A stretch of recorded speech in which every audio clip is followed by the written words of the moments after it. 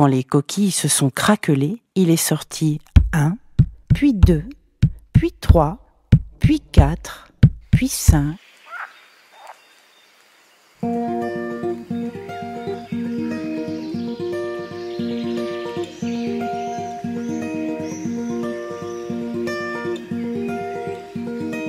Au milieu d'une grande forêt, il y a un grand jardin.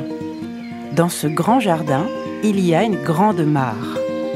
Dans cette grande mare, il y a un grand nénuphar. Sur ce grand nénuphar, il y a une coquille de noix. Et dans cette coquille de noix, qu'est-ce qu'il y a ? Il y a une petite fille. Dans une coquille, pas plus haute que le doigt, une petite fille. Dans sa coquille de noix, pas plus haute que le pouce, on l'appelle poussette.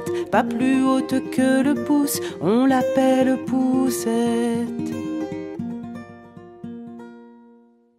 Cette petite fille, elle est très petite. Elle est toute petite, elle est si petite qu'on l'appelle poussette.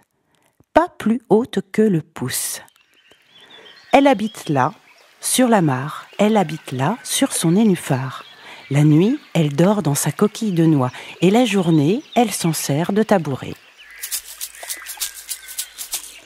Coquille de noix, perle de bois, s'entrechoque et se frotte sur l'eau qui clapote. Coquille de fruits, perle de bruit, bruit de pluie, pluie de bruit, berce la fillette endormie. Quand les coquilles se sont craquelées, il est sorti 1, puis 2, puis 3, puis 4, puis 5, magnifique caneton. Et puis un dernier, tout gris, tout grand, tout gros, un dernier tout laid. Le dernier, c'était moi.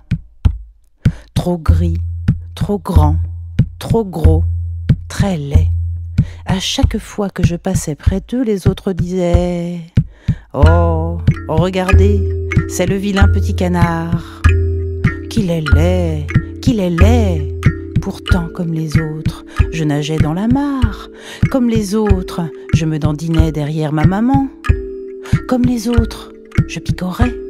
Mais toujours, on me disait « Oh, regardez, c'est le vilain petit canard. Qu'il est laid, qu'il est laid. » Alors, je suis partie. Je me suis enfuie.